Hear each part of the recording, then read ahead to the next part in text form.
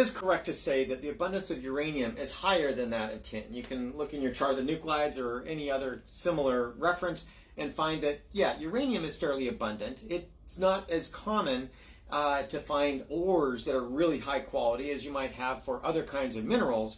And so it's fair to ask that question, well, what about mining? Well, what I would like to say is that there is a standard approach for mining, and we're actually starting to use more leachate mining, where you actually pump a liquid down underground and then pump it up someplace else. But there's something that's even more exciting than that, because with that approach, you're not digging a hole per se. You're just doing the mining in a layer of stratigraphy that is removed from the water table. The one that I'm really looking forward to seeing developed is passive removal of uranium from seawater.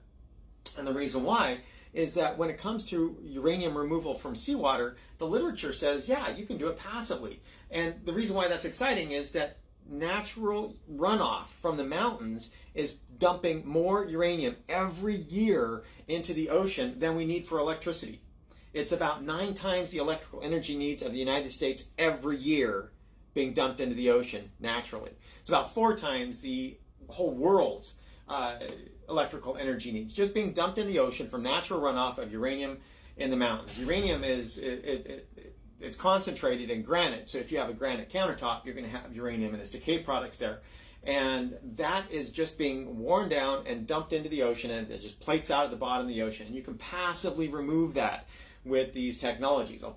There's the reference right there, and I'll put it in the comments as well. The latest one showing that theoretically, what they're claiming is that you can do it at the same price point. So the same cost for digging a big hole, you can now use that technology to passively remove it. You just basically place these fronds out in the ocean, and they'll dip down into it, or they can float up from the bottom. And these fronds have a certain resin on them that will actually attach the uranium and allow you to do passive uranium extraction. So it's just so much more sustainable that way. And for all intents and purposes, it's basically renewable. Every year, plate tectonics is just dumping it into the ocean. So thanks for the question.